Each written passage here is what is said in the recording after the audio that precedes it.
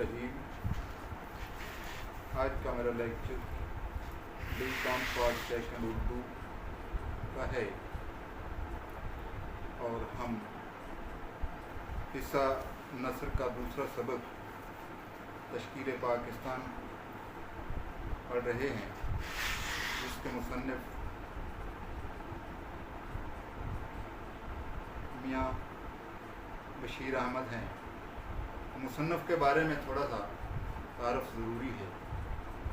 میاں بشیر احمد ہماری قومی و ملی اور ادبی تاریخ کے ایک نمایاں شخصیت ہیں۔ انہوں نے تحریک پاکستان میں بڑھ چڑھ کر حصہ لیا اور اپنی تمام صلاحیتیں قیام پاکستان کے لیے وقف کر دیں۔ وہ قائد اعظم کے قریبی ساتھیوں میں سے تھے۔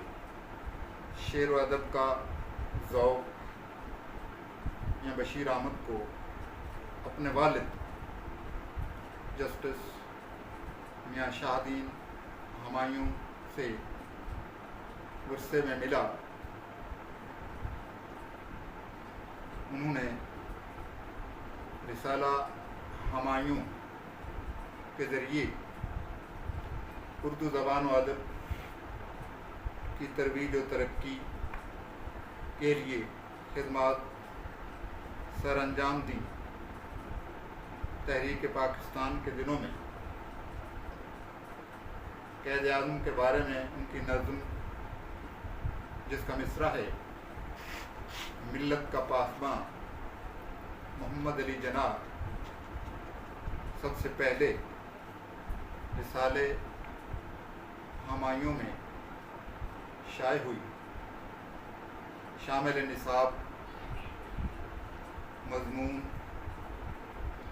اصول پاکستان کے پس منظر، مسلمانوں کی جد و جہد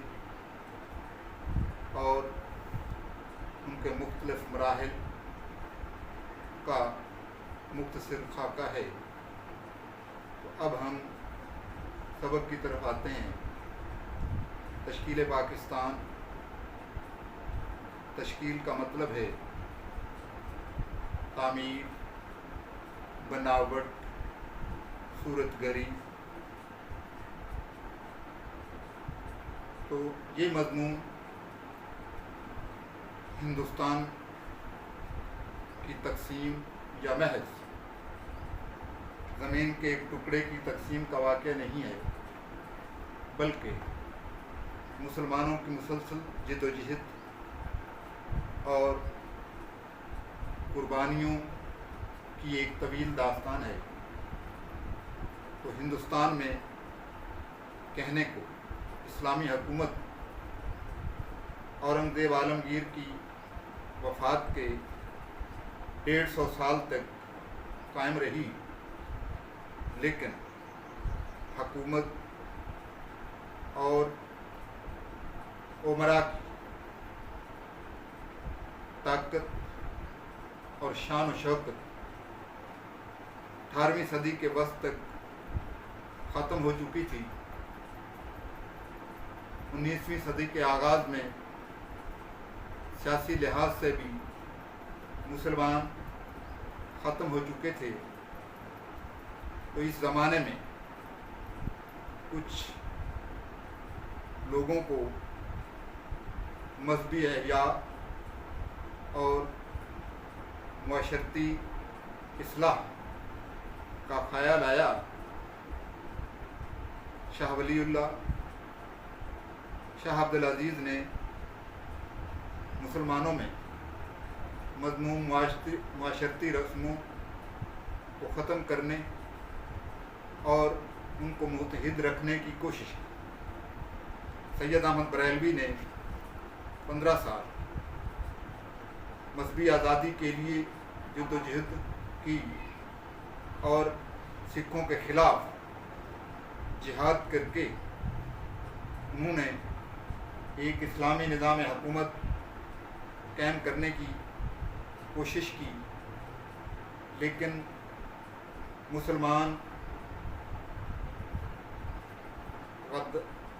उमरा और गद्दारों की वजह से सैयद अहमद बरेलवी ये जीती हुई जंग हार गए और 6 मई 1831 को बालाकोट के मकाम पर शहीद हो गए। 1857 की जंग आज़ादी में नाकामी पर मुसलमान ज़ेर आताब आ गए। उनसे जागीरें और ओहदे छीन लिए गए। उर्दू इस्लामी तालीमी ज़राए ख़त्म कर दिए गए। तो इन मायूस कुन हालात में सर सैयद अहमद ख़ान ने कौम को अज़्म और हिम्मत से जीने का हौसला दिया। उन्होंने इन हालात के मद्देनज़र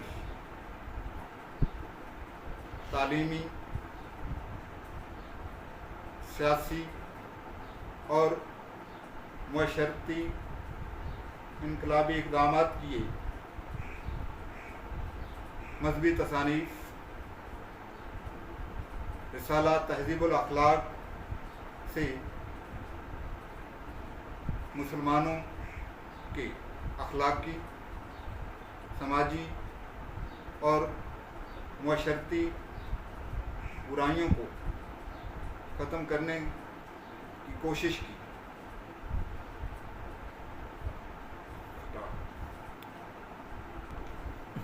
अलीगढ़ कॉलेज और मोहम्मद एजुकेशनल कॉन्फ्रेंस के क़याम से मुसलमानों के तालीमी मसाइल का हल निकाला।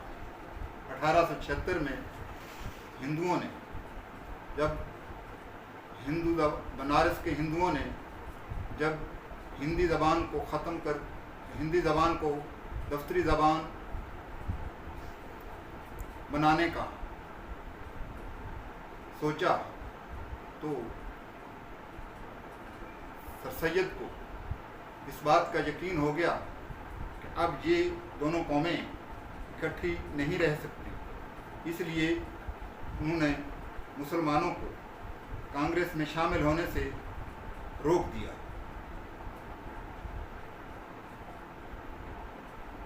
बस खड़ा खड़ा बैठ हाँ। 1898 में जब सर सैयद ने वफ़ात पाई तो उसकी कौम काफ़ी हद तक बेदार हो चुकी थी। मुल्क हाथों से गया, मिल्लत की आंखें खोल दी। उसके बाद सर सैयद के रफ़क़ा-ए-कार नवाब वक़ारुल मुल्क, मोहसिनुल मुल्क, शिबली, हाली, नज़ीर अहमद, सैयद अमीर अली ने अपनी कोशिशों से उनके काम को जारी रखा, जिसका नतीजा ये निकला कि कौम से मजहबी बेगानगी कम हो गई और लोग फ़िक्री ग़ुलामी से आज़ाद हो गए। इसके बाद अल्लामा इकबाल ने अपना फ़लसफ़ा खुदी, कुरान और रिसालत,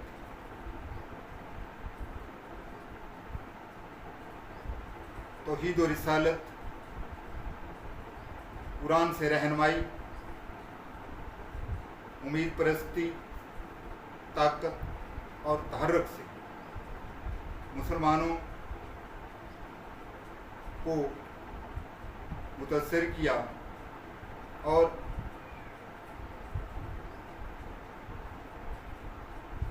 कौम कुछ कुछ राह पर चल निकली। तो इस सबक का बकिया हिस्सा आइंदा लेक्चर में पढ़ेंगे।